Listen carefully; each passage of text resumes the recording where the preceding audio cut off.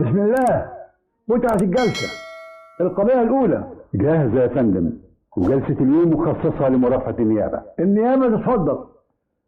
سيد الرئيس، منوعات حضرات الراديو، المستشارين، حصريات بادئ درامية. ذي بدء، تستهل النيابة مرافعتها بمقدمة موجزة أوحت بها واقعات هذه القضية، لنؤكد أن عجز الواقع عن صياغة الأحلام يؤدي حتما إلى الهروب إلى الخيال، ليتولى هو الصياغة بلا ضابط ولا رادع، حتى يصطدم بالواقع فيتلاشى ويدمر صاحبه.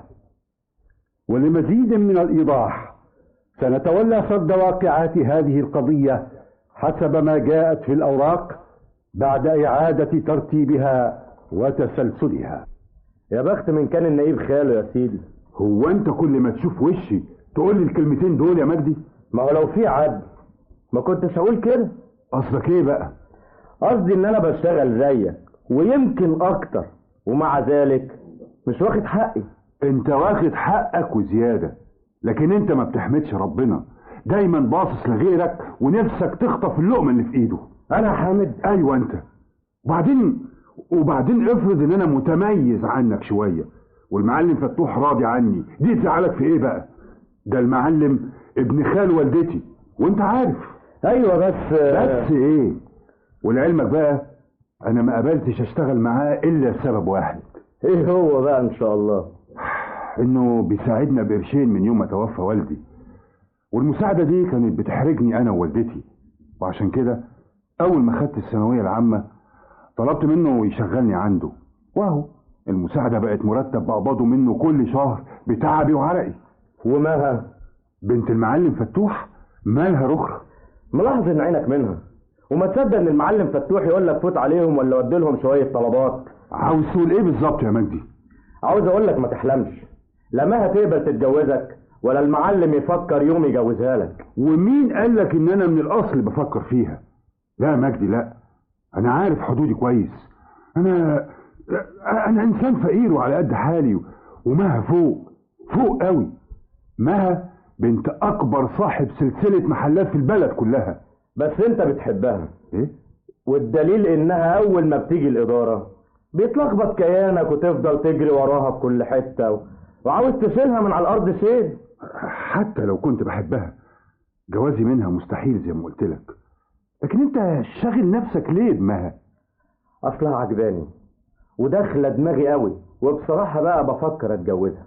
انت اكيد مجنون، ازاي تفكر التفكير ده؟ وما فكرش ليه؟ انا خريج جامعة زيها، وسلسلة المحلات انا المدير المسؤول عنها، انا اللي طورتها ووصلتها لاحسن مستوى في البلد. مها مش هتتجوز الا واحد ابوه ملياردير زي ابوها، او على الاقل واحد زي ممدوح ابن عمها، لانه شريك المعلم بنصيب ابوه في المحلات. يعني ايه يا حامد؟ يعني بلاش تبص لفوق لا تقع على رقبتك وتنكسر. ايه الطلبات اللي انت جايبها دي يا حامد؟ انا بنفذ اوامر المعلم. تأمريه بحاجة تانية يا أنسة مها؟ مش عايز تبطل بقى حكاية أنسة وأستاذة دي؟ ايه انت ليه عامل فرق بيني وبينك؟ ده احنا قرايب يا حامد. ايوه بس بطل بس بقى ولا هزعل منك. هو حامد عندك يا مها؟ ايوه يا بابا. خليه يستنى انا عايزه. سمعت؟ ايوه سمعت. في ايه يا حامد؟ لا مفيش. مفيش. كداب، عينيك باين فيها كلام كتير ونفسك تقولهولي. لا ابدا انا انت ايه يا حامد؟ انا في انتظار اوامرك يا خالي. طمني، الشغل اخباره ايه؟ تمام يا خالي. وممدوح جه في ميعاده ولا ما جاش خالص؟ بصراحة لحد ما مشيت من الإدارة ما كانش وصل. أنا خلاص حطيت صوابعي في الشق منه. يا بابا ممدوح ده خلاص خد على كده وعمره ما هيتغير. لا هيتغير، وغصب عنه لازم يتغير. والمال مالي لوحدي ولا ايه؟ ده ابوه الله يرحمه شريكي بالنص، لازم يكون في الإدارة كل يوم وفي ميعاد الشغل وقبل أيها موظف من الموظفين. لما اشوف بقى كلام مين فينا اللي هيمشي. ما تقساش عليه كده يا فتوح. ما اساش عليه والله ما حد تلف امله غيرك انت. ما تخليك حقاني امال وقول ان ابوها الله يرحمه ويسامحه هو اللي دلعه لانه وحيد. ما انا ما خلفتش غير ما وما دلعتهاش ولا تلفت املها زيه مع انها بنت وتستحق الدلع. خلاص بقى يا عمي ما تكبرش الموضوع. انا من بكره هكون في الاداره من بدري. قلت لك الكلام ده كتير وصدقتك. ما هو لو يبطل سهر لوش الفجر كل ليله كان يقدر يصحى من بدري ويروح الشغل. كمان عاوزيني ما اسهرش مع اصحابي واعيش حياتي. ما انا مش هعيش لك العمر كله واشغل المحلات دي كلها. عمك عنده حق يا ممدوح. لازم ايدك تبقى في ايدي. دي ملايين شغالة في السوق يا ابني. لو يسمع كلامي ويتجوز كان انصلح حاله. ان كان على الجواز من بكره جوزه والعروسة موجودة ومستنياه بس هو يتكلم. كلامك ده معناه انك عاوز تجوزه معها. امال يعني هخطب له من بره العيلة؟ وليه ما يتجوزش بنت اختي بقى؟ بنت اختي هتتخرج السنة دي من كلية الطب وتبقى دكتورة قد الدنيا. فلوسنا وثروتنا ما تروحش لحد غريب. صلى على النبي.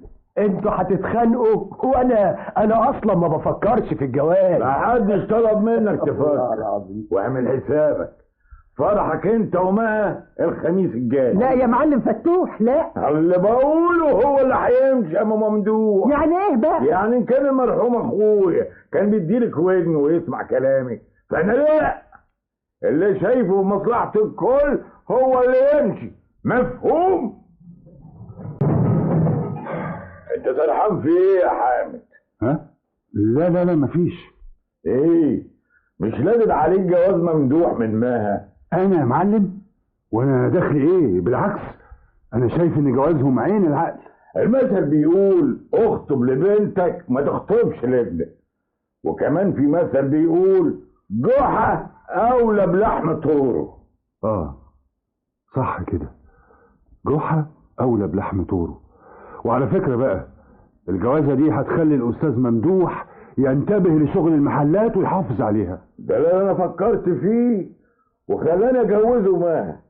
بس عشان الكلام ده يتحقق ويحصل لازم انت تكون دراع اليمين وعيني اللي بشوف بيها الشغل. يعني باختصار انت هتكون المسؤول الفعلي قدامي. ايوه بس انا موظف بسيط في المؤسسة ومش من حقي يعني ان من النهارده هتبقى مدير عام سلسلة المحلات كلها. ومجدي ده مجدي هو المدير العام. مجدي هيساعدك وينفذ اوامرك واللي مش عاجبه الباب يفوت جمل. ايه قلت ايه؟ خلاص اللي تشوفه يا خالد. الدموع اللي في عينيك دي بقى دموع فرح ولا دموع الحسرة؟ مش فاهم. قصدي من فرحتك بالترقية عينيك دمعت ولا من حسرتك على مها اللي هتتخطب الخميس الجاي لابن عمها ممدوح؟ لسه مصمم ان انا بحب مها؟ طب عيني في عينك كده. سيبني في حالي يا مجد الله يخليك. انا مش فايق لك الساعه دي. رايح فين بس؟ انا لسه ما خلصتش كلامي. سيبني في حالي بقول لك. براحتك يا سيادة المدير العام. نعم افسخ الخطوبة. ايوه تفسخ وان كان على الشتكة سيبها لهم يشبعوا بيه. ووافقت ليه من الاول؟ انا وافقت غصب عني لان عمك صمم على الجوازة ولولا اقنعته نبتدي بخطوبة لحد ما تاخدوا على بعض كانت الجوازة تمت وكنت اتقهرت. انت مصممة تجوز هبة بنت خالتي؟ حد يسيب دكتورة يا ابني ويتجوز واحدة متخرجة من كلية نظرية؟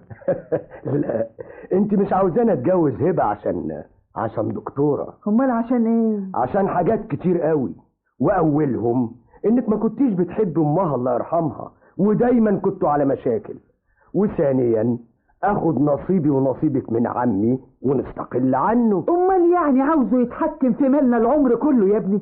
ما كفاية عليه اللي نهبه من يوم ما مات ابوه. ما فيش داعي تظلميه. عمي حقاني وبيخاف ربنا.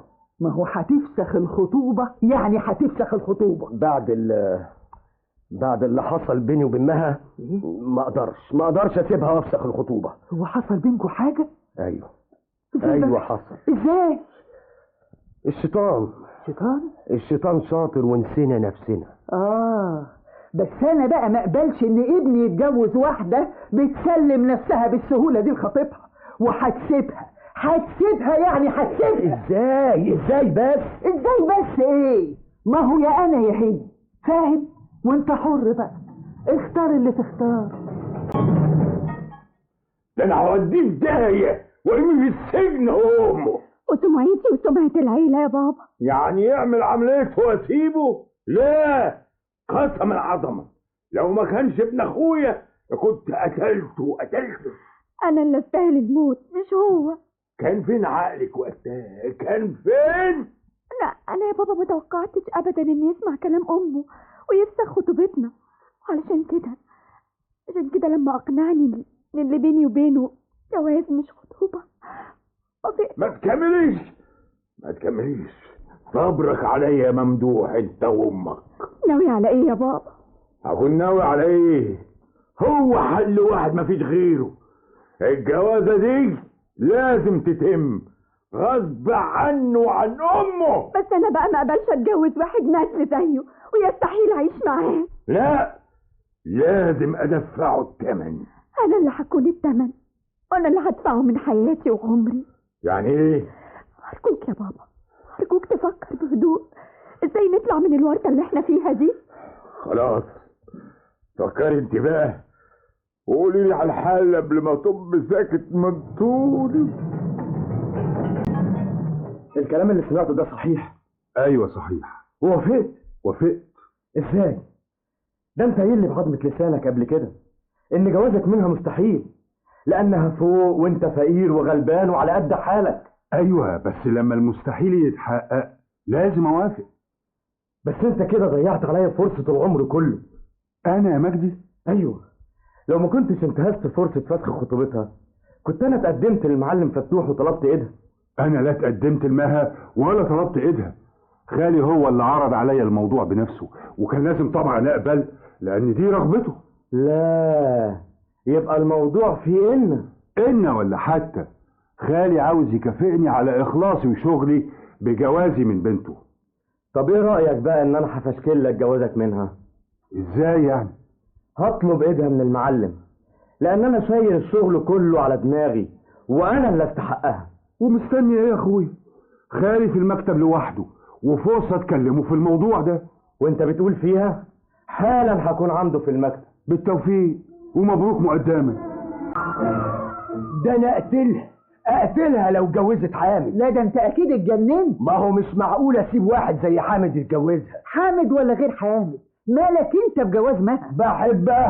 بحبها ما اقدرش اعيش من غيرها. وهبه بنت اختي اللي قرينا فتحتها من يومين يا ابني. مش هتجوزها. هو كلام عيال. ارجوك ما تضغطيش عليا بقى اكتر من كده. ممدوح، هي كلمة، محدش هيتجوز مها غيري. سمعاني بقول لك ايه؟ طب ورحمة الغالي يا ممدوح، لو اتجوزت مها لا تكون ابني ولا اعرفك، ولما اشوف بقى كلام مين فينا اللي هيمشي. طلقني. اطلقك؟ ده احنا لسه متجوزين امبارح يا مها. ما هو مش معقول انك تبقى جوزي. وقبلتي ليه من اصله؟ علشان بابا ما يزعلش، كان لازم اراضيه باي تمن. وده بقى اللي مخليكي تبعدي عني كل ما اقرب منك؟ واقرب منك ليه وانا كرهاك؟ والكلام الحلو اللي كنت بتقوليه لي قبل ما نكتب الكتاب كنت مضطرة اقوله لك علشان ارضي بابا ويتم الجواز. على حسابي يا مها. اهو اللي حصل بقى، وبعدين انا فاكراك انك عارف ايه؟ هو بابا ما قالكش؟ قال لي ايه يا مها؟ الله، خالي ما قاليش اي حاجة خالص. كده يبقى انا بقى اللي هقول لك. ارجوك تمسك اعصابك علشان نعرف نتكلم. الله يخليك يا حضرة الضابط، اعفيني من الكلام ده دلوقتي. انت والد المجني عليها ولازم تتكلم. انا ما عادش فيا اعصاب ولا قادر اتلم على نفسي، وانا لازم اعرف اي معلومات عن المجني عليها وعن الحادث. اسأل جوزها جوزها؟ ايوه، هو اللي بلغني باللي حصل وعارف كل حاجة. انت اكتشفت الجريمة ازاي وامتى؟ بعد ما خلصت شغلي رجعت البيت، دخلت زي العادة، لقيت مها متمددة في السرير وما بتنطقش. في الأول جه في دماغي إنها مغمى عليها، لكن بعد ما جبت الدكتور عرفت إنها ماتت مخنوقة. الكلام ده كان الساعة كام تقريبا؟ تقريبا كانت الساعة 10 مساء. هو ده ميعاد رجوعك من الشغل؟ أحيانا برجع بدري عن كده، وأحيانا بتأخر حسب ظروف الشغل. بقالكم قد إيه متجوزين؟ بكرة يتم شهر. لكم أعداء؟ ما أعتقدش. وتفتكر مين اللي قتلها؟ أنا خايف أظلمه، لكن مفيش حد هدد خالي بقتلها يوم جوازنا إلا هو. هو مين؟ ممدوح ابن عمها. ما تتكلم، ساكت ليه ممدوح؟ أنا فعلا هددت عمي بقتلها يوم جوازها من حامد، بس ما قتلتهاش. كنت فين لحظة وقوع الجريمة؟ ها؟ كنت فين؟ أيوة، كنت فين؟ كنت عند خطيبتي هبة في بيت خالتي. ولما انت خاطب هددت عمك بقتل مها ليه؟ ها؟ في أسباب كتيرة يا حضرة الضابط. ممكن أعرفها؟ حاضر. لا، كذاب. وإيه دليلك على إنه كذاب؟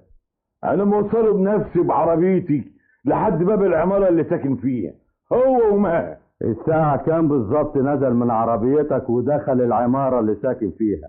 أنا ما بصيتش في الساعة، بس أنا وهو كنا خارجين من المؤسسة حوالي الساعة 8.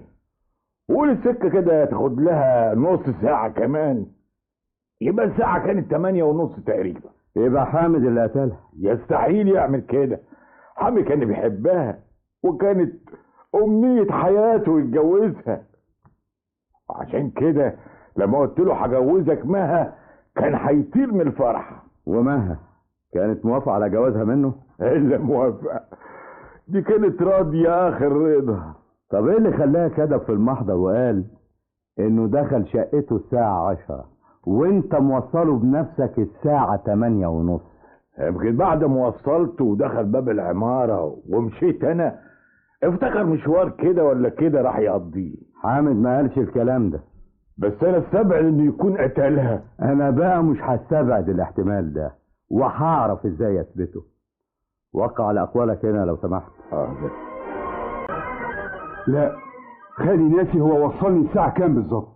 طب خالك ناسي، وتقرير الطبيب الشرعي اللي أكد إن ساعة وقوع الجريمة كانت بين الساعة 8 والساعة 9 مساء. ده مش شغلي، أنا ما قتلتش حد، وبعدين مش يمكن تكون انتحرت؟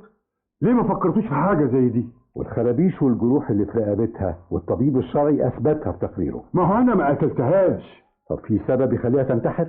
أيوة في يا سيادة الوكيل. يا ترى إيه هو السبب؟ إيه رأيك في الكلام ده يا سيادة المقدم؟ والله أنا احترت أكذب مين وأصدق مين. والد المجني عليها وابن عمها بيأكدوا إنها كانت عذراء، وحامد بينفي الكلام ده. على فرض إن حامد صادق، ما هتنتحر ليه؟ ما خلاص مشكلة العذرية دي انتهت بجوازها منه، من وجهة نظر المجتمع أولا، ومن وجهة نظرها ونظر حامد ثانيا. أنا شايف لو حضرتك أصدرت أمر بحبسه على ذمة التحقيق هنبعده عن سير التحقيق ده، عشان يبقى عندي فرصة أكثف التحريات حوالين ممدوح وحامد. أقوال والد المجني عليها وتقرير الطبيب الشرعي تكفي لصدور الأمر بحبسه. ومستني يا سيادة الوكيل. حالا هسلمك أمر ضبط وإحضار، وأول ما يتعرض عليا هأمر بحبسه. اتفقنا. ده آخر كلام عندك يا حامد؟ الحكاية مش حكاية أول كلام وآخر كلام. أنا بقول مدام ممدوح ما قتلهاش يبقى مجدي هو اللي قتلها. ومجدي ده يقتلها ليه؟ أقول لك يا سيادة الوكيل. انت بتقول يا حامد؟ زي ما بقول لك كده يا مجدي. يا سبحان الله، وانا اللي كنت حاسدك على جوازك منها. ده انا بحمد ربنا دلوقتي ان المعلم رفض جوازي من مها لما طلبت ايدها منه. مش قادر اصدق ان خالي ومها يتفقوا عليا ويعملوا لي فخ اقع فيه. وناوي تعمل ايه يا حامد؟ مش عارف. انا من رأيي تطلقها. ابقى مغفل. وتقبل تعيش معاها بعد ما عرفت الحقيقة؟ انا قابل، بس هي اللي مش قابلة، وكل ما اقرب منها تبعد عني، مش طايقة المسها بايدي. والحل؟ مش عارف، بس لازم القى حل، لكن طلاق مش هطلقها. وهو في حل غيره يا حامد؟ ايوه فيه. ايه هو؟ بعدين هتعرف. ده كل الكلام اللي حصل بيني وبينه يا سيادة الوكيل. الكلام ده قاله لك امتى بالظبط؟ بكتير 10 ايام. انت بقى كنت فين ساعة الحادث؟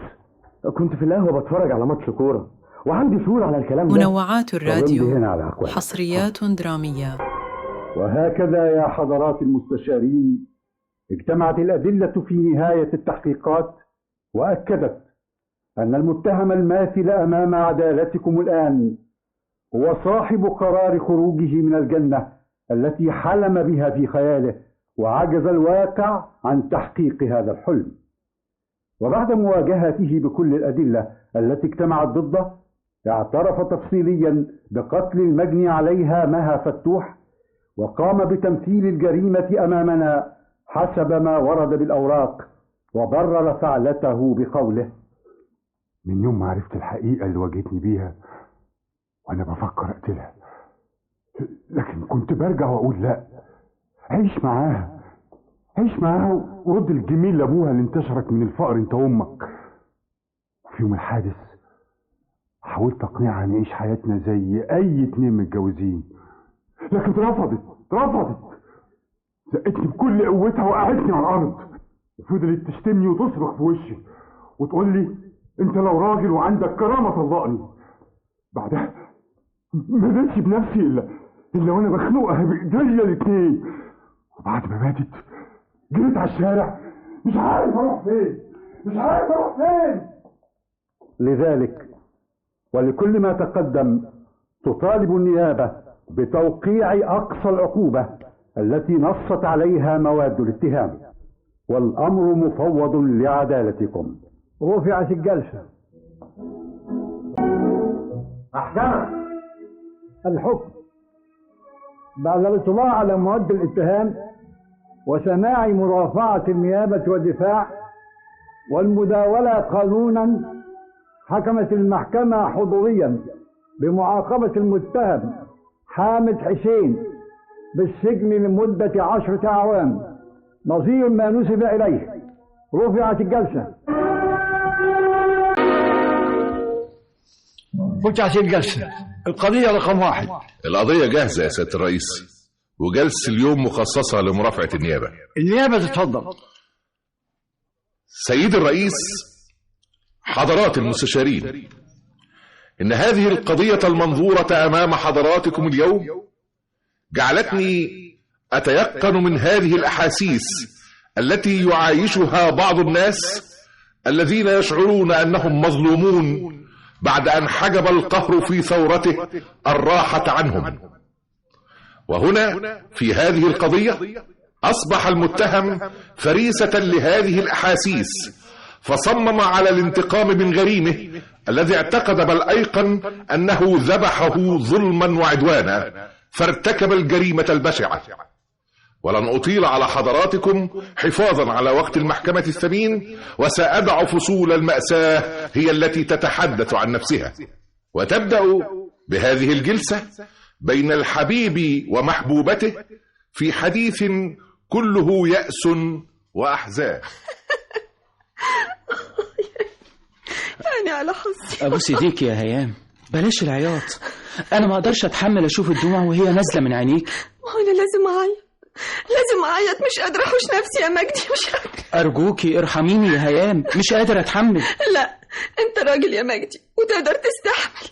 أستحمل إزاي يا هيام وأنا شايفك هتروحي مني؟ يا خسارة، عشنا قصة حب وإحنا لسه في الجامعة قبل ما نتخرج، وكان حلمنا إحنا الاتنين إننا نتخرج ونتوظف وبعدين نتجوز، والحلم مش هيتحقق رغم إننا اتخرجنا وتوظفنا.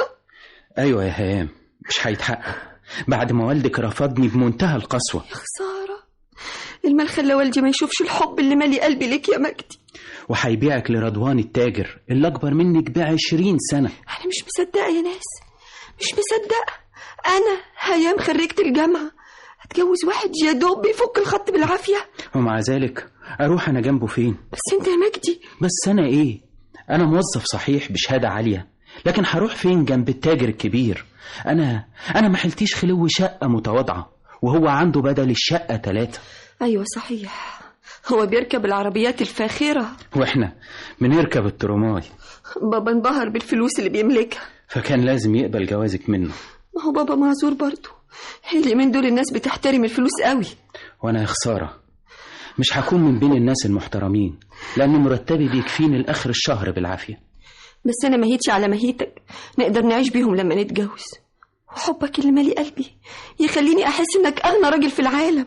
بس يا خسارة يا هيام، اليومين دول الناس داست الحب تحت رجليها، بعكس زمان اللي كان العشاق بيفضلوا الموت ولو إنهمش يعيشوا بعيد عن بعض. يا خسارة، عصر روميو وجولييت وقيس لليلى انتهى من زمان، ودلوقتي بقى عصر الخنزيرة والزلموكة. طب وبعدين يا هيام؟ أنا مش متخيل إن هنحرم منك. ولا أنا يا مجدي، بس هي اللي في إيدينا نقدر نعمله. أنا مش ممكن أسيبك تروحي مني. خلاص أنا هلبس الشبكة الألماظ اللي هيقدمها لي المعلم رضوان بعد يومين. هو خلاص هيجي يخطبك بعد يومين؟ أيوة يا مجدي، وده اللي مطير النوم من عيني. مش يا سلام لو الموت يخطفوا إزاي وصحته زي البوم، ده رغم إنه سنه 50 سنة وانت 35 سنة بس، اللي انه اقوى منك 10 مرات. اقوى مني 10 مرات؟ ايوه يا مجدي، ده مسمينه في السوق الفتوة، لكن ربنا قادر ياخده ويريحنا منه. ولم يمر يا سيد الرئيس ويا حضرات المستشارين على هذه الجلسة الحزينة إلا يوم واحد، وعثر على المدعو رضوان في شقته جثة هامدة على إثر طعنه بسكين عدة طعنات قاتلة في أماكن متفرقة، ولكن لم نعثر على السكين أداة الجريمة. ووجدنا كرباج ملقم بجانب الجثة، ولاحظنا آثار ضرب به على جسم المجني عليه، مما يدل على أن الجاني قد استخدمه في تعذيب المجني عليه، فأمرنا بتحريزه ورفع أي بصمات قد توجد عليه، كما أمرنا بنقل الجثة إلى المشرحة مع التنبيه باستعجال تقرير الصفة التشريحية لمعرفة أسباب الوفاة، وأجرينا التحقيقات. أنت قلت لي اسمك إيه؟ اسمي فلفل يا بيه. وبتشتغل إيه في وكالة المجني عليه؟ فراش يا بيه، وبعمل القهوة والشاي. أنت بتتهم مين بقتل المجني عليه؟ اللي قتل المعلم الموظف اللي اسمه مجدي. طب إيه دليلك على اتهامه؟ أصله كان قاعد في مكتب المعلم وبيقول له: أنا يا معلم رضوان اسمي مجدي حسين. الاسم ده سمعته قبل كده. ايوه انت الموظف اللي راح لتوفيق افندي عشان يخطب بنته هيام. ايوه انا الموظف زميل هيام في نفس المصلحة. طب انت جاي لي ليه؟ انت مش رحت لتوفيق افندي ورفضك؟ ايوه رفضني لانك على الحديدة، وكان لازم يرفضك عشان يخلي بنته تعيش في عز مع واحد زيي. يا معلم رضوان انا جاي علشان اوطي على ايدك وابوسها. توطي على ايدي وتبوسها؟ تكونش فاكرني يا هيام. لا انا جاي ارجوك واستسمحك. ترجوني وتستسمحني على ايه؟ على انك بلاش تتجوز هيام. بلاش اتجوز هيام؟ تكونش ولي امري وجاي تنصحني؟ لا العفو يا معلم، انا جاي زي ما قلت لسيادتك استسمح. انت عاوزني اسيب هيام؟ ايوه يا معلم، ده رجاء. حضرتك راجل مقتدر وتقدر تتجوز غير هيام بنت احلى منها 60 مرة. طب ما تروح انت وتتجوز اللي بتقول عليها ديت. انا بحب هيام وهي بتحبني من ايام ما كنا في الجامعة. اخرس، اوعى تجيب سيرة الحب دي على لسانك قدامي. بس ده الواقع يا معلم رضوان. الواقع هو البواكي. البواكي؟ ايوه الفلوس. ايوه انا عارف انك غني، وعشان كده توفيق افندي ابو هيام بيحب بنته وعاوز لها السعادة. ما انا كمان هعيشها في السعادة. انت حيلتك حاجة غير ماهيتك الكحيتي؟ حيلة الحب ده تروح تقوله في السيمة اللي بيمثلوا فيها. يا معلم رضوان انا عايز اقول. لا انا اللي هقول، انا اللي هتجوز هيام وهعيشها في فيلا. تقدر انت تعيشها في فيلا؟ بالطبع لا. وهشتري لها زلموك كام تمن لو قلت لك عليه هتدوخ وتترمي على الارض. ايوه ما انا عارف. وهلبسها فساتين، اقل فستان تمنه 3000 جنيه. وكمان فاهم كل ده. ولما انت فاهم كل ده امال جايلي ليه؟ عاوز حضرتك تحرم هيام العز ده؟ تبقى عمرك ما حبيتها. والله العظيم انا بحبها وهي كمان بتحبني وما يهمهاش فلوس الدنيا كلها. انا قلت لك اخرس واوعى تجيب سيرة الحب دي قدامي تاني. بس دي الحقيقة، احنا الاتنين بنحب بعض. انت لسه بتقول بنحب بعض؟ طب خد. انت بتضربني بالقلم يا رضوان؟ انت يا هفية بتقول لي رضوان كده حاف؟ طب غور من قدامي لحسن اندع على العمال واخليهم يدوك علقة سخنة ما تقومش منها ابدا. لا مفيش داعي، انا ماشي يا معلم رضوان، بس ايه؟ بس هخليك عمرك ما تتجوز هيام. انت تقصد ايه بالكلمة ديت؟ اقصد ان هجيب اجلك. وعلشان المدعو مجدي قال كده يا فلفل، انت بتتهمه بالقتل؟ ايوه يا بيه. طب يا فلفل تقدر انت تنصرف واحنا هنتخذ اللازم. افهم من كده يا مجدي ان الحب قلبك لشخص مجنون يقتل، وقبل ما يقتل يعذب ضحيته بضربه بالكرباج. يا بيه انا مش مصدق وداني، انا اضرب بالكرباج واقتل كمان. جنون الحب اللي قلب كيانك وخلاك وحش. يا سعادة البيه هتقول ايه يا متهم؟ المدعو فلفل سمع تهديدك الصريح للمجني عليه. انا ما اقدرش انكر اني فعلا هددت المعلم رضوان، لاني كنت في حالة حزن شديدة وكنت اتمنى لو رضوان يرجع في كلامه، لكن ثبت لك انه مصمم فقتلته. والله العظيم ما حصل يا بيه، انا راجل متعلم ولا يمكن ألجأ للجريمة علشان احل مشكلتي. بس جنون الحب زي ما قلت لك، جنون الحب يقتلني انا، لكن ايه ذنب المعلم رضوان؟ ذنبه ان زي ما تصورت خطف حبيبة القلب. المعلم رضوان ملوش اي ذنب، راجل مقتدر وبيختار اللي يعجبه، لكن الذنب ذنب ابو هيام اللي وافق يبيع بنته لراجل اكبر منها ب20 سنة. وده دفعك للقتل؟ والله العظيم ما حصل، صدقني يا بيه انا مظلوم، انا لا يمكن اقتل. على العموم الحقيقة هتبان لما يوصل لنا تقرير المعمل الجنائي ونشوف بصمتك مطابقة للبصمة اللي كانت على ايد الكرباج اللي استخدم في تعذيب المجني عليه ولا لا.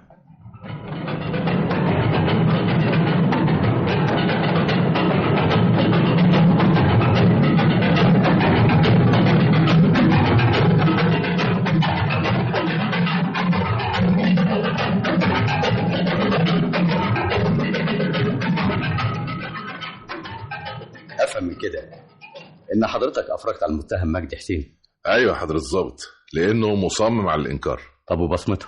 طلعت كمان غير مطابقة للبصمة اللي كانت على الكرباج اللي اتعذب بيه المجني عليه.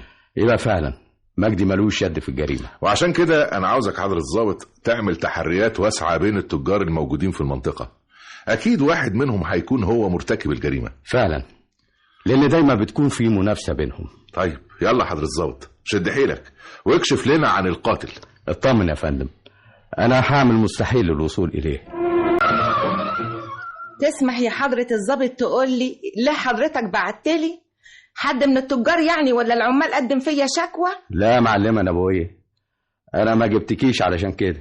امال يعني حضرتك جبتني ليه؟ انا جبتك علشان انت تاجرة في السوق. واكيد تعرفي كل التجار. ايوه امال اعرفها. وكمان تعرفي الحزازات اللي بينهم. ايوه اعرفها. طب رضوان التاجر الله يرحمه ظلمته ام قلبي زي الحجر. تقصدي مين اللي ظلمته؟ المعلمة عطيات. وتطلع مين المعلمة عطيات دي؟ تاجرة زينا في السوق بس بعيد عنك ولية مفترية وعايزة تحط السوق كله في عباها. هي بتتاجر في ايه؟ في كل حاجة يا باي، حتى تجارة المواشي اللي كنت انا الوحيدة اللي بتتاجر فيها لما عرفت ان انا بكسب منها كويس هي كمان تجرت في المواشي. احلى حاجة عندها يا بيه انها تنفسني. انت قلتي انها ظلمت المجني عليه. ايوه ظلمته. ازاي؟ ادعت عليه انه سرق حصان من الخيل اللي بتربيها. هي بتربي خيل كمان؟ ايوه وبتبيعها وبتكسب دهب. وهو المجني عليه سرق فعلا حصان منها؟ لا يا بيه، بس هي يعني عايزة تلطخ اسمه في السوق. طب ايه اللي حصل؟ حصلت عركة كبيرة قوي بينهم وضربها المرحوم حتة علقة سخنة فحلفت 100 يمين انها لازم تجيب اجله، وحصل. حرام حرام يا ناس، حرام. طب اهدي يا نبوية وقولي لي ايه اللي حصل بالظبط. حاضر يا حضرة الضابط، انا هقول على كل اللي حصل وسمعته بكل امانة. طب قولي. في يوم بعتت لي وقالت لي انها عاوزاني في امر مهم. كويس. انا رحت لها، واول ما دخلت عليها قالت لي بالحضن يا اختي يا نبوية. انت عاوزاني في ايه يا عطيات؟ طب اقعدي الاول وقولي تشربي ايه. لا يا اختي انا مش هقدر اشرب حاجه لاني مستعجله. مستعجله ده ايه؟ اصل ورايا كام مشوار مهمين. قولي لي بقى انت بعتالي ليه؟ اصل الخبر اللي سمعته عنك خلاني ما جانيش نوم طول الليل. خبر ايه يا عطيات؟ خبر قلبك يا حبيبتي. انت مش الحكيم قالك ان قلبك تعبان وعاوز علاج؟ ايوه الحكيم قال لي كده، لكن طمني وقال لي الحكايه مش خطره. الف نهار ابيض، اهو كده يا اختي اطمنت، بس لازم برضو تريحي نفسك. ما هو برضك الحكيم قال لي ريحي نفسك، وعشان كده بقى انا بعتلك. بعتيلي عشان تقولي لي ريحي نفسك؟ طب المفروض تساليني ازاي تريحي نفسك. طب يا اختي ازاي اريح نفسي؟ تقعدي في بيتك كده يا اختي وتتستتي. اقعد في بيتي؟ طب والمحل مين يشغله؟ المحل انا هشتريه منك، وبفلوس تمنه تقدري تحطيها في اياتها بنك وتقبضي كل شهر الفوائد بتاعتها من غير ما تتعبي خالص. كتر خيرك يا عطيات. المحل بتاعي هخلي ابني محمود هو اللي يشغله. هو محمود ابنك راجع من بره؟ ايوه راجع. يبقى خلاص. جت الحزينة تفرح ما لقت لهاش مطرح. انت بتقولي ايه يا اختي؟ انا مش سامعه. لا يا اختي ما بقولش حاجة. الله، ده المعلم رضوان جاي علينا اهو. ايوه ما انا بعتله عشان يجي. السلام عليكم. وعليكم السلام ورحمة الله. انت بعتلي عطيات؟ ايوه يا رضوان، وانت عارف انا بعتلك ليه؟ لا انا مش عارف حاجة. ولو اني عارفة انك عارف لكن برضو هعرفك يا رضوان. اتفضلي. شوف يا رضوان، احنا تجار زي بعض في السوق. طب ما انا عارف. ولما انت يا اخويا عارف دبحتني ليه؟ انا دبحتك يا عطيات؟ ايوه يا رضوان. طب ازاي؟ هو انت لما تحرق مخزن البضاعة بتاعي والنار تخلص على كل البضاعة اللي فيه تبقى دبحتني ولا لا؟ افهم من كده انك بتتهميني ان انا اللي حرقت مخزنك؟ ايوه يا رضوان، لانك قلتها بعظمة لسانك اني لازم افلسك. دي كلمة قلتها في عركة كانت بيني وبينك، والتجار صلحونا على بعض. ايوه انا صالحتك من قلبي، لكن انت بقى صالحتني قدام التجار بس. لا يا عطيات، انا ما اسمحلكيش تقولي كده. تسمح ما تسمحش، اديك عملتها وخربت بيتي وخلاص. يا عطيات اللي حرق مخزنك ماس كهربائي زي ما قالوا. اهو كلام بيتقال يا رضوان، لكن الحقيقة انا وانت عارفينها كويس. يعني انت مصممة تتهميني؟ ايوه مصممة يا رضوان، لاني متأكدة. والله انت حرة، بس لازم بقى تدفع لي التعويض. نعم يا اختي، ادفع لك التعويض. ايوه تدفع لي التعويض، اصل انا بقى ما اتاكلش اوانطه. ولا انا برضو اتاكل اوانطه. يعني افهم من كده انك رافض تديلي التعويض يا رضوان؟ طبعا رافض، لان دي امور نصب. يعني انا نصابه و60 نصابه كمان. اخلص قطع لسانك. انت بتشتميني؟ طبعا لازم اشتمك وهجزقك كمان. لا ده انت بقى عاوزه تتربي. لا انت بقى اللي هتربيني اسم الله. ايوه انا اللي هربيكي. وخدي خدي. كفايه يا ست اوعي اوعي بقول لك سيبيني، ما هو لازم اجيب اجلها. حرام عليك حرام عليك، سيبيه يا نبويه يضرب، سيبيه اضرب يا رضوان اضرب كمان. لا كفايه عليكي كده، لا احسن تموتي في ايديا واروح في داهيه عشان واحده زيك. ده انا اللي هجيب اجلك باذن الله. انت هتجيبي اجلي؟ طب ده لو نفختك هطيرك. ايوه هجيب اجلك يا رضوان، بس بعد ما بهدلك وعذبك، وبكره تشوف يا رضوان. وعشان مدعو عطيات قالت كده يا نبوية، انت بتتهميها بارتكاب الجريمة؟ ايوه يا حضرة الضابط بتهمها. صدقني يا بيه، صدقني انا مظلومه. هو معقول يا ناس اقتل راجل واعذبه كمان بضربه بالكرباج قبل ما اقتله؟ ايوه يا عطيات، واللي ياكد ده 3 حاجات. ايه هم ال3 حاجات دول يا بيه؟ اولا اعتقادك ان هو اللي حرق مخزنك. ثانيا لما ضربك علقه. والمدعوة نبوية سمعت تهديدك له الصريح بالقتل. انا يا بيه ما اقدرش انكر اي حاجة من دول، لكن حكاية القتل دي لا يمكن اكون انا اللي عملتها. هو مش ممكن ليه؟ انا يا بيه وليا غلبانة اقتل واضرب بالكرباج؟ ده انا يا بيه بخاف من خيالي. ما هو ممكن تكون استأجرت الشخص اللي ارتكب الجريمة. والله العظيم ما حصل يا بيه، صدقني يا بيه، اللي قتل رضوان حد غيري. طب هو مين؟ ما اقدرش اظلم حد يا ناس، لكن اعداء رضوان في السوق كتير قوي وما يتعدوش. ولو كنت حضرتك مش مصدقني اسأل كل التجار هيقولوا لسيادتك نفس كلامي. يعني افهم من كده انك مصممة على الانكار يا متهمة؟ يا بيه اعمل معروف، ابوس ايدك صدقني انا مظلومة، والله العظيم مظلومة. برضه عطيات يا حضرة الضابط ما اعترفتش بارتكابها الجريمة، وكمان بصمتها طلعت مغايرة للبصمة اللي كانت على ايد الكرباج. يبقى برضه مش هي يا فندم. امال يكون مين مرتكب الجريمة؟ انا بشك في شخص معين. بتشك في شخص معين؟ ايوه يا فندم. ويطلع مين الشخص ده؟ ده تاجر برضه في السوق واسمه محمود عباس. طب ايه اللي خلاك تشك فيه؟ وانا متخفي في ملابس ابن بلد وماشي في السوق شفت عربية وقفت فجأة. كويس. كان ورا العربية دي عربية تانية اصطدمت بخلف العربية اللي وقفت فجأة. ايوه وبعدين؟ نزل من العربية الشخص اللي كان بيسوقها ومعاه كرباج. وكان عاوز ينزل بيه ضرب على سواق العربية اللي اصطدم بعربيته. بتقول نزل ومعاه كرباج؟ ايوه فندم، وده اللي لفت نظري.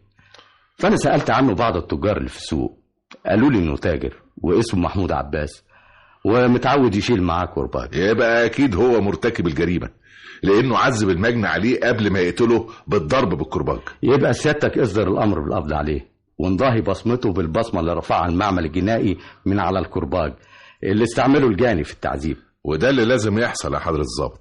دلوقتي بتعيط يا محمود؟ بتعيط بعد ما ثبتت عليك الجريمة؟ يا سعادة البيه هتقول لي ايه؟ بصمتك ارشدت عنك. مش هقدر اقول حاجة. يبقى تبطل عياط وتعترف لنا وتقول الاسباب اللي دفعتك لقتل المجني عليه. الاسباب حظي الاسود. حظي الاسود اللي زي الليل واللي خلاني صدقته. خلاك صدقت ايه؟ صدقت انه هيخليني اخلف واجيب ولد. تخلف وتجيب ولد؟ انا مش فاهم انت عايز تقول ايه بالظبط. اللي عايز اقوله يا بيه ان انا بعيد عنك عاجز. ايوه، الحكماء قالوا لي انك عاجز عن الانجاب. يعني انت رحت للدكاتره؟ طبعا. وفشلوا انهم يعالجوني، وانا كان نفسي ومنع عيني يكون ليا ولد يحمل اسمي بعد ما اموت، يراعي امه ويبشر تجارته. ايوه بعدين؟ اقنعني رضوان انه يقدر يحضر الجن وانه يقدر يخليهم يعالجوني. ده المجني عليه اللي اقنعك بكده؟ ايوه. وقال لي حكايه تحضير الجن دي عمليه ورثها عن جدوده. وانت بقى صدقته؟ ايوه يا بيه، صدقته. اصل الغريب بيتعلق بقشايه. طب كمل ايه اللي حصل بعد كده؟ خبر مني 20,000 جنيه. خد منك 20,000 جنيه؟ ايوه، ما هو قعد يعالجني لمدة 2 وكل مرة يعمل معايا جلسة ويحضر فيها البخور ويبخر وياخد مني مبلغ. طبعا والعلاج ما جابش نتيجة. ايوه، واتضح لي انه نصب عليا وطالبته برد المبلغ. طبعا رفض. ايوه رفض وضربني كمان وقال لي اوعى توريني وشك. فانت صممت على الانتقام. ايوه، ورحت له شقته وعملت اني نفسي جاي عشان اتصالح معاه وطلبت منه يعمل لي شاي. وعمل لك شاي؟ ايوه، وجابه في الصينيه وحطه قدامي، كوبايه ليا وكوبايه له. وبعدين انا قلت له والنبي يا رضوان روح جيب لي كوبايه ميه. فراح، فانا طلعت الحبوب اللي بتخدر وحطيتها في كوبايته. وطبعا لما شرب الشاي اللي فيه المخدر حصلت له دوخه. ايوه، فانتهزت الفرصه ونزلت عليه ضربه بالكرباج وبعدين قتلته. طب كان كفاية عليه الضرب بالكرباج؟ لا يا بيه، كان لازم اقتله، كان لازم يموت. ده نصاب، كان لازم يموت، كان لازم يموت.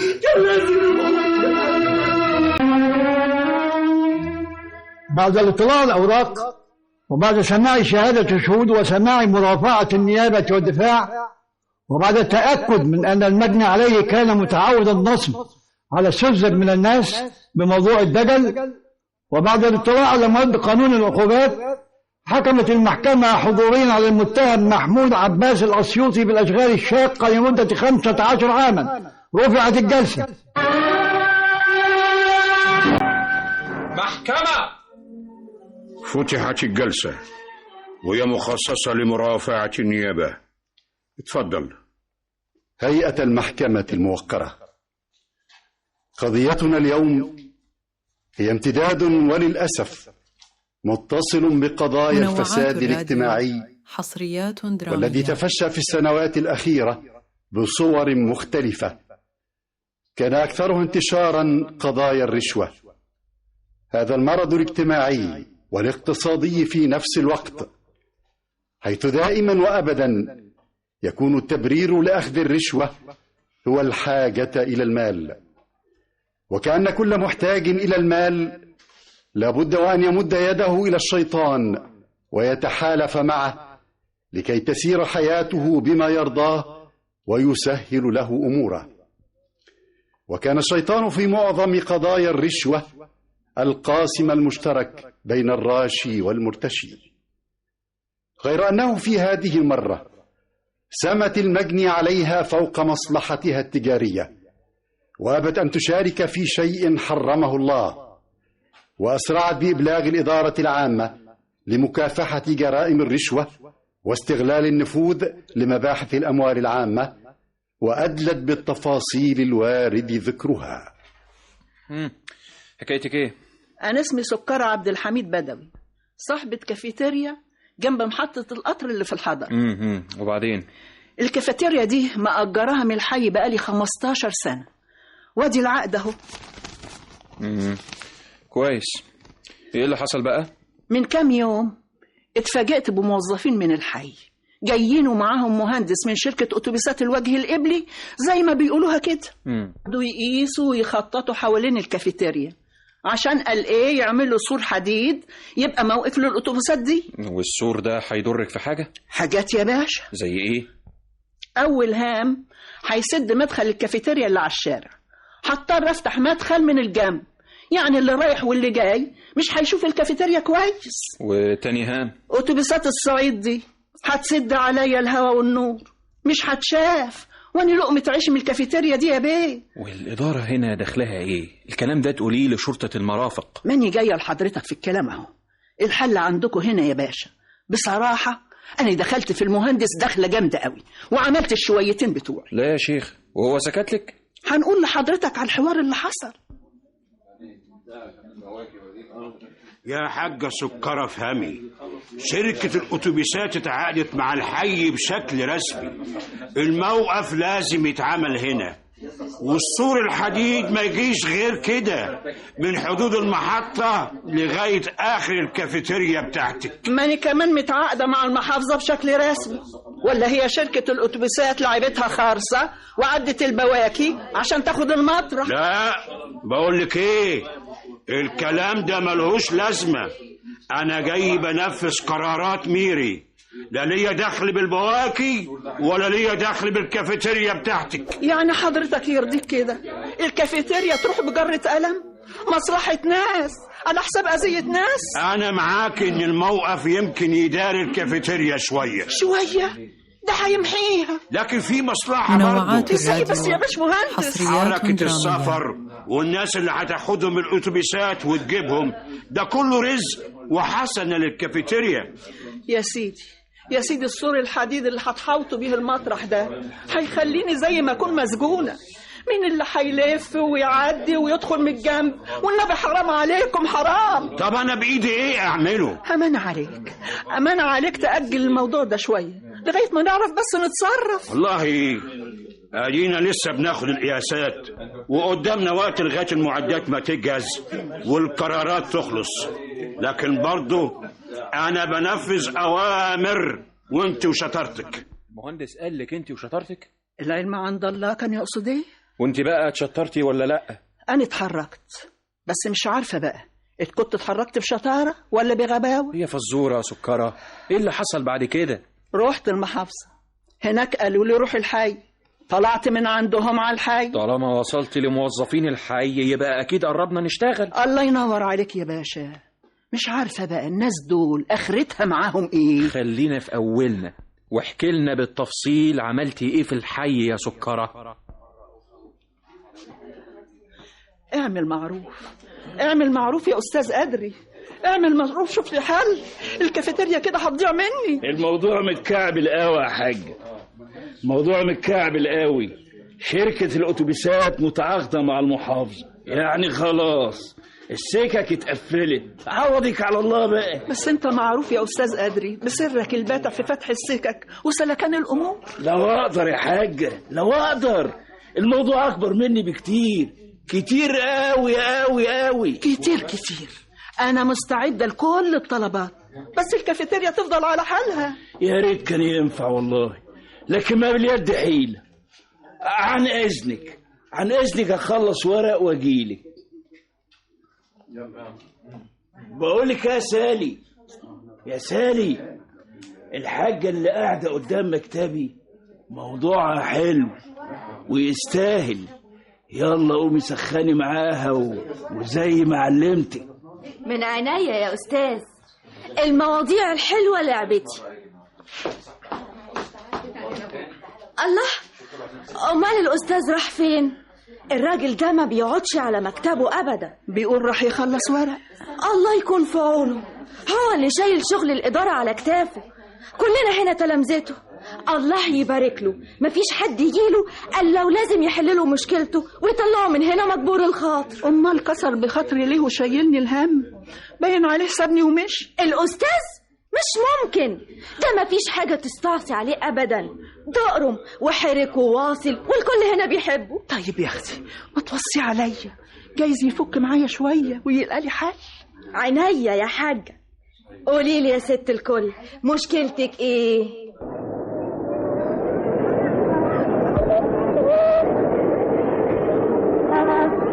والله العظيم يا حاجة سكرة، لولا انك ست طيبة ووحدانية والبنت سالي فكرت المشكلة قديمة زي مشكلتك وربنا وفقني في حلها، انا ما كنتش دخلت في موضوع الكافيتيريا ده خالص. الله يكرمك ويرضى عليك يا رب. هديك شفت المطرح اهو، عينت بنفسك شركة الأتوبيسات، ممكن تأذيني قد ايه؟ ايوه حياة النبي دي أذية جامدة قوي. افترى بقى تقولي ايه؟ لعبوا لعبتهم مع اصحاب الكراسي وخلصوا لهم الموضوع، واحنا بقى لعبتنا قصادهم هتكون ازاي؟ بأمر الله انا واعوذ بالله من كلمة انا هاخد لف على شوية مكاتب من ناحية والبنت سالي من الناحية التانية. مش عاوز منك غير صورة العقد اللي بينك وبين المحافظة والسجل التجاري. ادي يا سيدي صورة العقد، وادي صورة السجل التجاري، والظرف ده بقى تحط فيه الصورتين عشان ما يضيعوش منك. ايه ده يا حاج؟ الظرف فيه فلوس. اعوذ بالله حد الله بيني وبين الحرام. خدي فلوسك يا حاجة واستغفري ربنا. انا شعاري دايما ان الله كان في عون العبد ما دام العبد في عون اخيه. الله يسامحك. سلام. ربنا يجبرك. يعني أدري طلع راجل خدوم وشريف ورفض ياخد الفلوس يا سكرة. ارجع واقول لك تاني، انت جايه الاداره هنا ليه؟ انا بنكلم حضرتك يا باشا بكل صراحه، ما صدقتش نفسي لما أدري ده رفض الهديه واخد الورق عشان يحل المشكله لله وللوطن. وايه الغريب في كده؟ المفروض ان كل واحد بيأدي عمله بنفس الشكل والوضع اللي اتصرف بيه أدري، الا اذا الا اذا دي حصلت وخاب ظني في موظفين الحي. ايه لفولك من سكه تانية؟ والله ما انا عارفه يا باشا، اهو بعد كام يوم من المنظر ده جاني المهندس ومعاه العمال والمقاول والحديد والعداد، ولقيتهم بينزلوها من العربية النقل، والمهندس بيقول لي انا عملت اللي عليا يا حاجة سكرة واخرت امر البنى على قد ما اقدر. انت اتصرفت ولا لا؟ والله العظيم يا باش مهندس انا من يوميها ما ونيت، رايحه جايه من المحافظه للحي من المحافظه للحي لغايه ما موظف الحي وافق ياخد الورق وقال لي في ظرف اسبوع هيكون الحل عندي. اسبوع؟ ايوه. والكلام ده كان امتى؟ اول امبارح. على العموم البريمه بتاعت الحفر جايه بعد بكره. ذنبك على جنبك يا حاجه. وليه كده بس يا باش مهندس؟ ده انت راجل سامح وعملت معايا واجب، كمله للاخر الله يرضى عليك. انا عبد المأمور. وبعدين عشان اكون صريح معاكي، الموقف بتاع الاتوبيسات هيتعمل، ولو بتوع الحي قدروا يقفوا معاكي غايته هيبعدوا الموقف 2-3 وساعتها يحلها المولى. وهو لو زي ما بتقول كده يمكن 2-3 دول يخلوا مدخل الكافيتيريا زي ما هو. ما انتوا برضو لازم تخبطوا في بتوع الحي دول، محدش عارف الصح فين. في الاول وفي الاخر الغلبة هم الغموس اللي بيتحط في سندوتشات الحكومة. والنبي انت سكرة وملافظك سكرة. احنا هنيجي كمان يومين وارجع واقولك قبل ما تظلمينا انت وشطارتك مع موظفين الحي. حاضر يا باش مهندس، هنروح لهم بكرة وربنا يقدم اللي فيه الخير. ورحتي لموظفين الحي تاني؟ أنا ما نمتش يومي. الحديد والطوب والعدد اللي جت دول بينزلوها أكنهم بينزلوها فوق دماغي يا باشا. وقف الحال بعيد عنك، كل اللي أنا بحكيه ده ربطني. حال المطرح اتكتف، المنظر اللي قدام الزباين بقى وحش قوي. والمرة دي عملوا ايه معاكي في الحي؟ أنا بسمعك من أول ما قعدتي علشان أعرف إحنا دورنا إيه في موضوعك ده. رحت الحي لقيت قدري لابس الوش الوحش ده ولا كأنه يعرفني. اشمعنى؟ معرفش، اللي قالهولي هو مكشر ورائك مع هنية. مين هنية دي رخر؟ مش كانت سالي؟ ماني رحت لسالي نعرف منها الراجل ده قلب عليا ليه. وقالت لك ايه؟ لقيتها أسخم وأدل سبيل ومن طراطيف مناخيرها قالت لي ورقك عند هنية. ما تروحي للست هنية جايز تخلصك. ما هو ده اللي حصل. قابلت هنية قالت لي قدري فهمها تعمل ايه وتمشي ازاي، وراحت وقابلت الناس، لكن فيه كده شوية طلبات لازم اجهزها. كام يعني؟ حضرتك عرفت ازاي انها طلبت فلوس؟ ما هي الحدوتة دايما بتمشي كده، تورته وكله بيقطع منها وياكل طالما على حسابك يا سكرة. كلام صح يا باشا. هنية قالت لي ان الناس اللي ممكن يزحزحوا في مكان الموقف كم متر يلزم لهم للدمغات وتصوير الورق اللي هيمر عليهم 3000 جنيه بس. طب والله كويس، يا بلاش دمغات وتصوير ب3000 جنيه. وعزمتني على سندوتشات وقالت لي بعد ما تخلصي اكل خدي ورق السندوتشات ده حطي فيه العربون وارميه في الباستك بتاع الزبالة اللي عندهم. باستك؟ قصدك الباسكت السلة يعني. جديدة دي. وبعدين لفيت 500 جنيه ورميتهم في الباستك. وبكرة هتجيب الورق بتاعي ممضي وتاخد بقية المبلغ. امتى وفين هيتم الكلام ده يا سكرة؟ الساعة 11 الصبح في كازينو اللانش الأحمر بعد الأنفوشي بشوية. روح يا سكرة في الميعاد وفي المكان واديها بقية الفلوس وسيب الباقي علينا.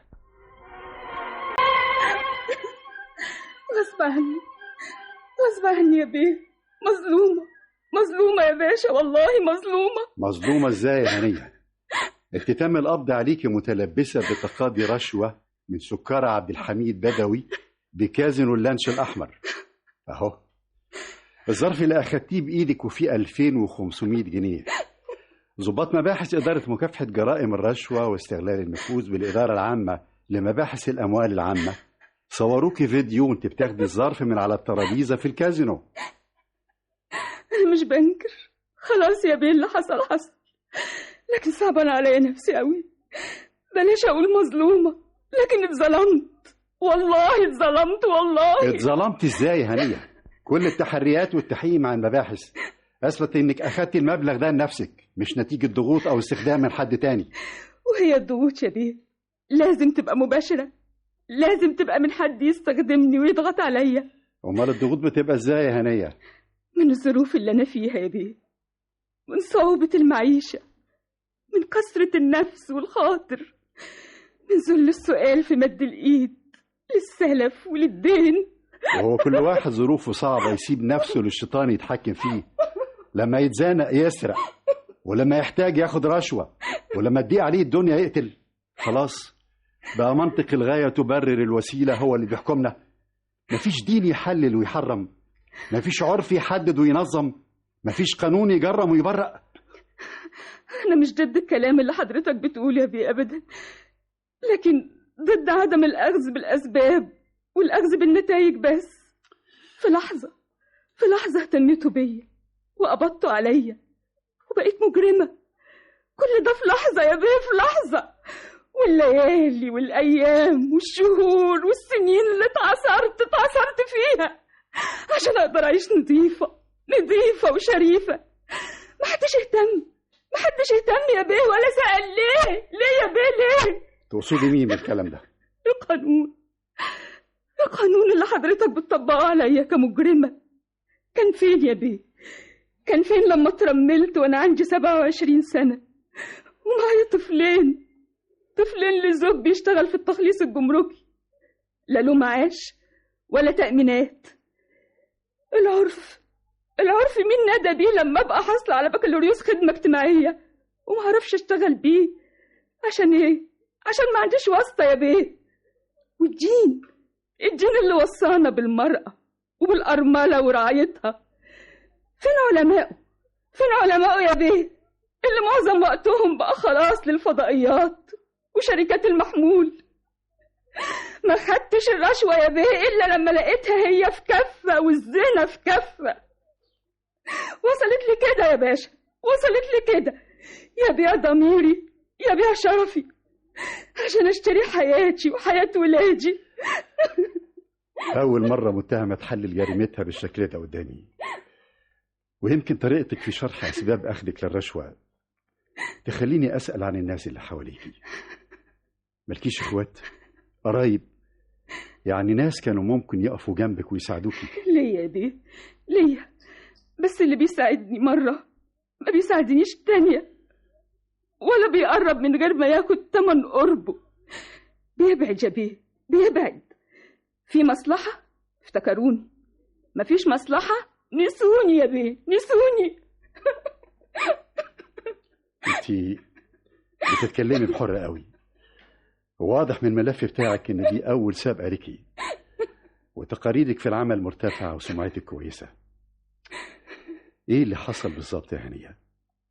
كلمي بصراحة، جايز تظهر معلومات او يظهر اشخاص يكون لهم مصلحة في توريطك، ربما ده يخفف عنك التهمة. حاضر يا بيه، هتكلم مش علشان تخف عني التهمة، لكن هتكلم عشان ولادي ما يتكسفوش مني، وعشان الوشوش اللي لابسة أقنعة مفيش داعي يفضلوا لابسينها ويبان كذبهم الصغير قبل الكبير. خلاص يا بيه، خلاص. العفن ريحته طالت الأنوف، بقينا كلنا بنعك في مجاري، واللي يفرق الهدمة اللي بتستر كل واحد فينا. ودلوقتي بقت الهدمة يا قطيفة يا بفتة، خلاص مفيش بينهم وسط يا بيه. طب يا ريت بقى تبطلي فلسفة اجتماعية وتحكي تفاصيل الجريمة عشان نقفل أوراق القضية. حاضر يا باشا. البداية بالظبط كانت من اليوم اللي رحت فيه لهانم أختي في المدرسة. ايوه حضناظر. اهلا وسهلا، اهلا وسهلا. حضرتك اخت الاستاذه هانم؟ ايوه، هي ما جاتش النهارده ولا ايه؟ لا موجوده طبعا. وهي تقدر ما تجيش النهارده؟ ليه، عندكم تفتيش؟ لا، اصل النهارده الاستاذه هانم عندها 3 مجموعات، خلصت 2 وفضل لها 1. ولسه قدامها كتير؟ لا ابدا، قربت تخلص. اصل الاستاذه هانم شاطره قوي وكل التلامذه بيحبوها.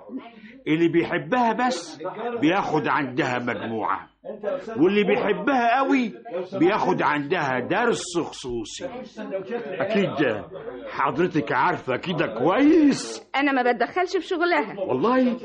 طب كويس. عن اذنك انا بقى، لان الاستاذه هانم جايه علينا. اوعي تقولي لها إني كنت بتكلم عنها، بعدين تفتكر إني بحسدها ولا حاجة. هنية، خير؟ ايه اللي جابك المدرسة؟ في حاجة؟ لا ابدا يا هان، بس لسه جايه من عند الدكتور. بمين؟ انتي ولا حد من الولاد؟ تامر بقاله كام يوم وشه مخطوف ومش قادر يسلك طوله، ومالوش نفس خالص للاكل، والصبح رجع وما قدرش ينزل مع كل المدرسه. بصيت في عينيه لقيتها مصفره. الله الله، دي صفرة دي ولا ايه؟ الواد ده على طول كده ما بيسلمش. طلعت الصفرة فعلا ونسبتها عاليه. التحاليل والعلاج خلصوا مرتبي اللي قبضاه اول امبارح. هي الحكايه كده. طب ده انا امبارح كنت في حوسه، ماسوره الحمام عندي دفن اتكسرت والحيطه نشعت ووقعت، وقدري داخ عبال ما جاب سباك واتفتحت فتوحه. يختي هتدخل لها يجي في 2000 جنيه. هو قدري ما قالكيش؟ ما انا ما روحتش الحي النهارده. عشان كده. وبركه الستر كانوا هما الموجودين في البيت. ما انت عارفة جوازة منى خلصت اللي ورانا واللي قدامنا، وانا صحتي ما تستحملش لا دروس خصوصية ولا مجاميع، يعني يا دوب المرتب بيقضي بالعافية. انا عارفة اني تقلت عليكي ودينك في رقبتي، بس الحاجات اللي بتحصل على سهوة دي بتربك، والدكتور قال كل 3 ايام تحاليل عشان نعرف نسبة الصفرة قلت قد ايه. وما وديتهوش مستشفى الطلبة ليه؟ دي نضيفة وفيها دكاترة زي الفل. ايوه، عشان يحجزوني في عنبر جواه 20 سرير ومحدش يسأل في الولد.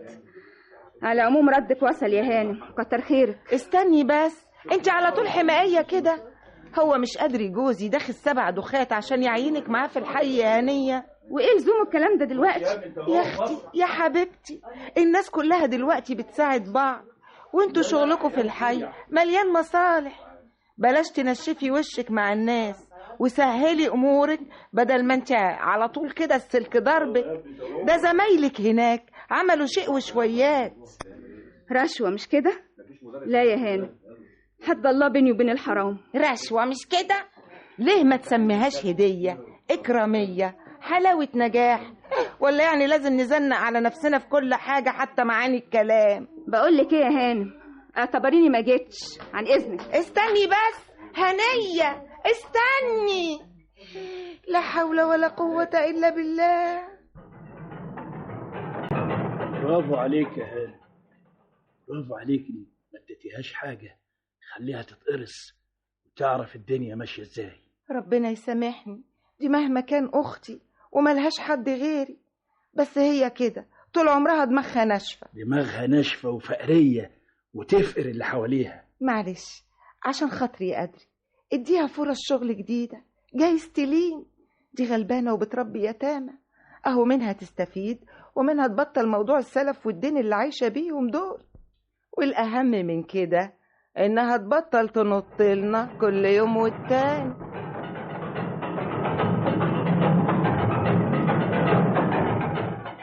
امضيلي هنا يا أستاذ. امضيلك هنا؟ الله، ده ورق السوبر ماركت الجديد بتاع شارع السلطان حسين. خلصتيه لوحدك يا سالي؟ طبعا لوحدي. ليه؟ وانا قاصر ولا نغة؟ لا، نصابة وحرامية ونكارة جميل. من عاشر الأم يا أستاذ، بشتغل في مكان زي ده، عاوز أدخل فيه بسجادة وسبحة؟ لا، ادخلي فيه بالملزق والمحزق اللي انت لابساه ده. الله، ده نق بقى. هي اللي بترضع مش بيجيلها يوم تتفطم؟ ولا اللي بتحبي مش بيجيلها يوم تمشي لوحدها؟ خلاص أنا اتفطمت وبقيت بمشي لوحدي. فطمتي ولا لا؟ الله الله الله الله الله الله الله الله. بقى كده يا سالي بعتيني بالسهولة دي؟ معلش، مسيرة وقعك. ما تقدرش يا قدري، روسنا كلها عليها بطحة. انت يا أستاذ راجل بتجيب فلوسك من غير ما تخسر حاجة، ده انت بتروح للزباين عرة ومقيح عشان يكرموك أكتر، لكن أنا بصرف كتير وياما وبخسر كتير وياما. سيبني بقى عوض، ولا هيبقى من كله. منوعات الراديو، حصريات درامية. ولا بلاش، خلينا في النيو لوك. اكسكيوز مي مستر أدري. ماشي يا سالي ماشي، وحياة أمك ما انت طايلة حاجة. يا هنية، انت يا هنية. ايوه يا استاذ أدري، في حاجة؟ بقولك ايه، ايوه، انت من بكرة تتنقلي منطقة وسط وتاخدي مكتبك وتحطيه جنب مكتب سالي، والشغل انا هقسمه بينكم. حنية تعالي يلا اركبي بسرعة قبل الإشارة ما تفتح. ايه ده سالي؟ تصدقي ما عرفتكيش؟ ايه الحلاوة والروشنة دي كلها يا بنت؟ ده النص التاني من سالي، النص الأولاني جينز وتيشيرتات، والنص التاني تايرات وفساتين وهاف بوتات. ما شاء الله ما شاء الله. ايه رأيك في عربيتي؟ دي موديل السنة اللي فاتت. ربنا يبارك لك فيها ويكفيكي شرها. أنا الحقيقة ما بفهمش قوي في موضوع العربيات ده. انتي ما بتفهميش في حاجات كتير يا هنية. الدنيا مش بس بيت وأولاد وشغل وهم ونكد. مش كل واحد وظروف يا سالي. ظروف ايه وجوابات ايه؟ تعالي اقعدي على البحر شوية.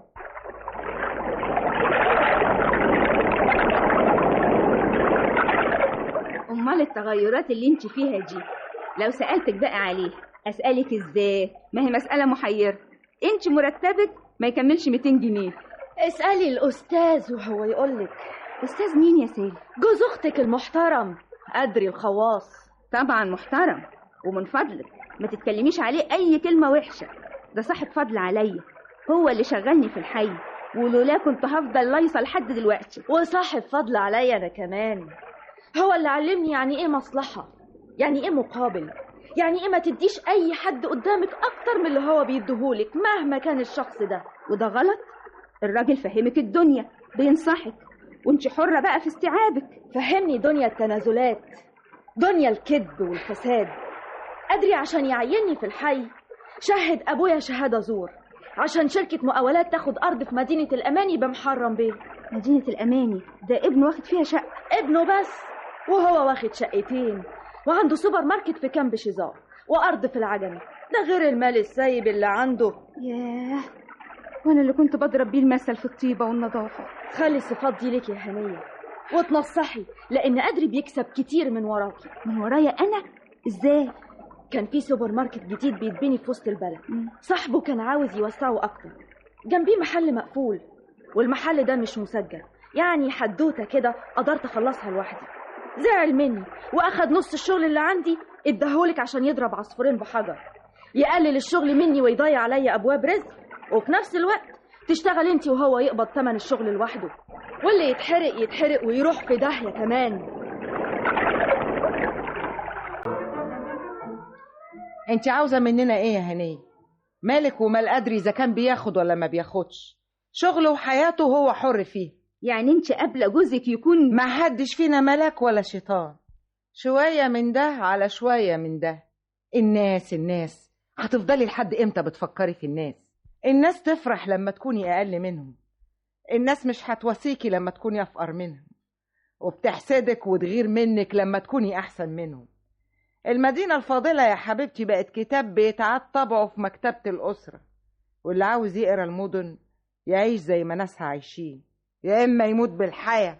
وهكذا يا سيادة الرئيس ويا حضرات المستشارين، كانت هنية محمود سليمان ضحية للنفس الأمارة بالسوء، والتي سولت لها في لحظة ضعف أن تأخذ حقها من الحياة مثل سائر زملائها، ولكنها فشلت في أول اختبار، وكأن القدر أراد أن يقف لها بالمرصاد ليظهر أمامها طيف الحق من خلال البلاغ الذي تقدمت به المدعوة سكارة عبد الحميد بدوي كي لا تساعد في تفشي هذا الداء الاجتماعي الفاسد والمسمى بالرشوة.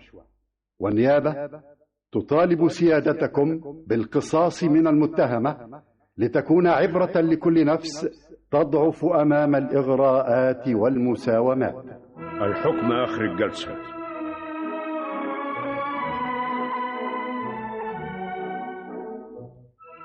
بعد الاطلاع على الأوراق وسماع شهادة المجني عليها سكر عبد الحميد بدوي، وبعد الرجوع إلى مواد قانون العقوبات، حكمت المحكمة حضوريا على المتهمة هنية محمود سليمان بالسجن لمدة 3 سنوات نظير ما نسب إليها. رفعت الجلسة.